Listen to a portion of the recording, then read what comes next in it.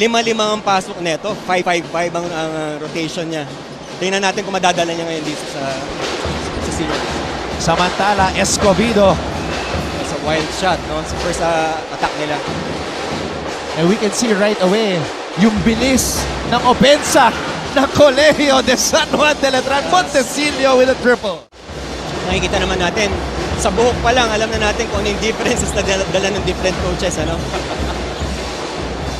Jumawas, catch and shoot. Nice drive and kick from the Letran Knights. Escobedo. Wow, what a finish. Ang bilis ng laro, no? Talagang sarap panoorin. Yan ang college basketball. Almost a steal. Actually, he Completed. completes the steal. Paeng Are. Bumiting sa ere. Paeng Are. Wow. And one. May deflection dito mula kay Are. Kondisyon na habol. Buhat bantay. Hang time, ang tagal sa ere. Hinintay mo nang bumaba. And may kasama pang foul. At pumasok na. Lahat sila naka-uno. Again, nag-zone na itong San Sebastian. They're playing 1-2-2 or 2-3. Inside pass, intercepted. Golden Stacks are running. Escobedo. Wow! Ganda, no? That's 4 points already, no? For Escobedo. Go. Binigay kay Jimboy. Hindi pa tumitira si Jimboy Estrada. Eto na siya, umatake. Turnover. Escobedo, lots of time. 7 points from Escobedo. Maganda. Medyo hindi ko... It's Letran basketball. Bola na kay Monje. Dimaano. Ganda ng transition offense ng Letran. Jumawas. Sayang. Santos with the offensive rebound. And Dimaano is able to score. Ang kagandahan sa Letran, when they run the break, nakikita mo all lanes, meron naka-fill eh. So, kahit nasabihin mo nga na-miss ni Mawas yun, merong big man sa loob na ready to go for the offensive rebound. Unselfishness. And Monje with a deflection. Ito na si Monje. Monje with a finish. Ganda na ang defense ni Monje. Coach, as we see this move by Kobe Monje, I just noticed and realized itong uniform ng Letran, may pagka-throwback, ano? So it goes back to yung legacy ng Letran, and they're trying to bring back the glory days. Montecillo block though. Oh! Wow! Are! Showtime on the break! What a pass by Are to Baroga. Dapat nating iwasan for Letran, no? Yun yung instruction siguro. Mga 4 shots, nawawala na naman yung execution nila. So sayang, para masustain nila yung lead. Yan ang dapat gawin nila. Yung pasa ni Are na yan. Stop ball screen, short roll. Cross-court kick out. pass.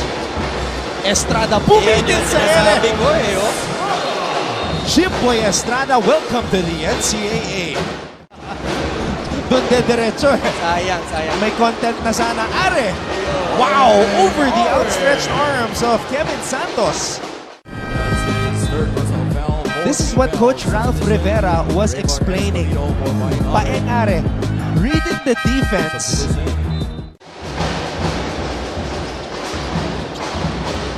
Wow! Nice pass, nice swing. Again, the pull-up from Tumawas. Like a shooting drill. That's 2 free throws, no? For the Letran Knights.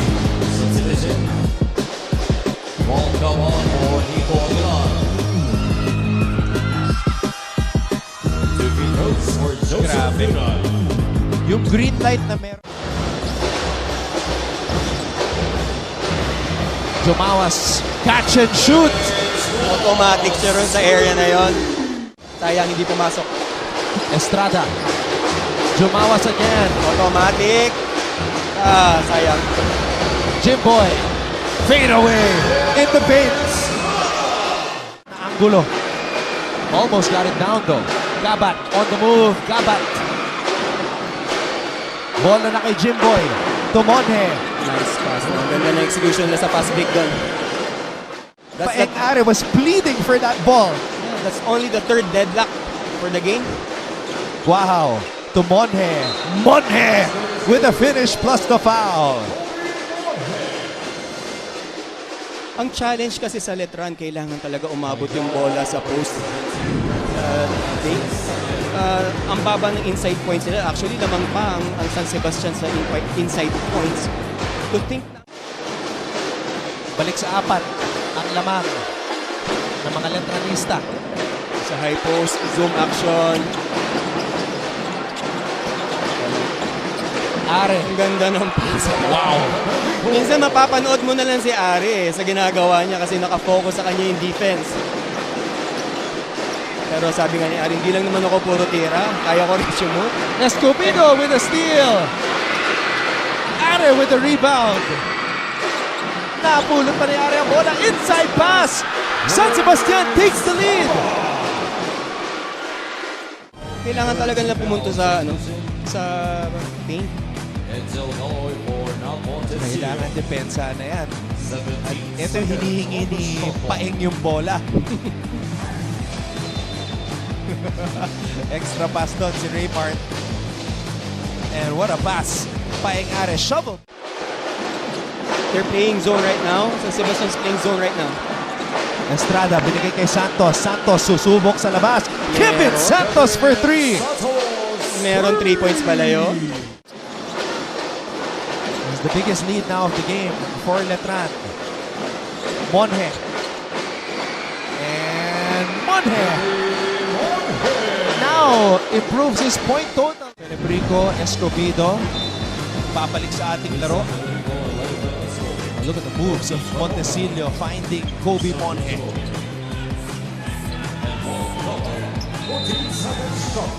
To tip the ball away from Santos.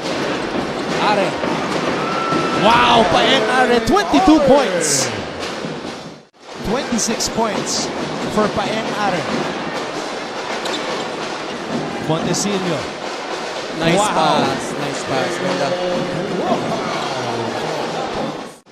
So now, we're gonna see kung sino ang magsi-step up to take that role mula dito sa Letran. Risho for 3! How about that? Talagang hinahanap nila yung 3 points from Rico. Montesilio has the ball. Montesilio pulls up for 3. And Escobedo comes up with the rebound. Hinihingi ni Are ang bola.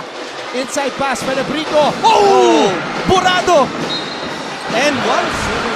DJ Celebrico. Napaganda pa, no? Nautakan si Santos. Faking on the second opportunity. And the team captain of San Sebastian. Mas ang ganda ng discipline ng mga bigs ng San Sebastian. The way they run, yung first big man na yan, lagi nabibigyan din. Nakadepensa kay Paeng Are. Are has 27 points in this game. Escobedo, binigay kay Celebrico. They give the ball to their main man, Paeng Are. Letran in the penalty. Paeng Are knows it! And he gives the lead to the Golden Stacks! Pinostihan ni Are. 29 points for Paeng Are.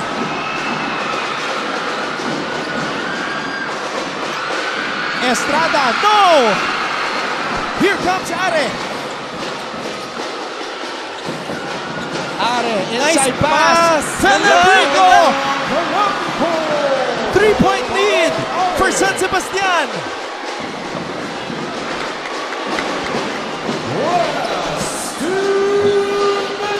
Biggest lead of the game. Yeah, I know it's not really a big lead, but I mean, it is the biggest lead of the game. Jumawas has gone cold.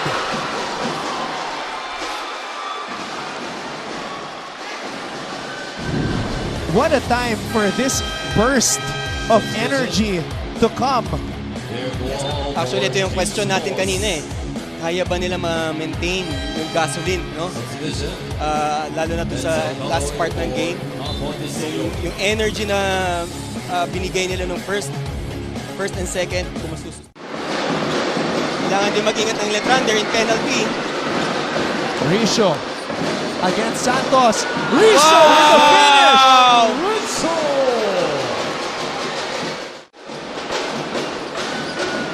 Celebrico. Oh my God. Actually, sasabihin ko pa naman, yung time, kakampi na nila ngayon eh. Ginulat talaga tayo ng San Sebastian, nakala natin. May time na tatapusin na ng Letran eh, no? Pero itong fourth, iba talaga yung paing-ari rin. Coach, nakikita natin yung saya sa mukha ni Coach Arvin Bonleon. What a moment. And we feel for him because Coach, hindi biro yung 32 years. Correct. And yung pag-turn over, yung paghawak niya sa San Sebastian, yung time na preparation, napaka-ikli rin eh. Feeling ko, ang nagawa niya maganda is nakuha niya talaga yung loob ng mga players. Yung trust. Nakikita mo, masayang naglalaro sila eh. Masaya sila naglalaro sa isa't isa. Sipin mo, Coach, nung naglalaro siya, it was 1992, finals against Letran, season 68 yon. Nasa season 100 na tayo. 32 years, no? Grabe. So congratulations to Coach Arvin Bonleon. I can't help but clap my hands. That fourth quarter, extraordinary, Coach. Yes.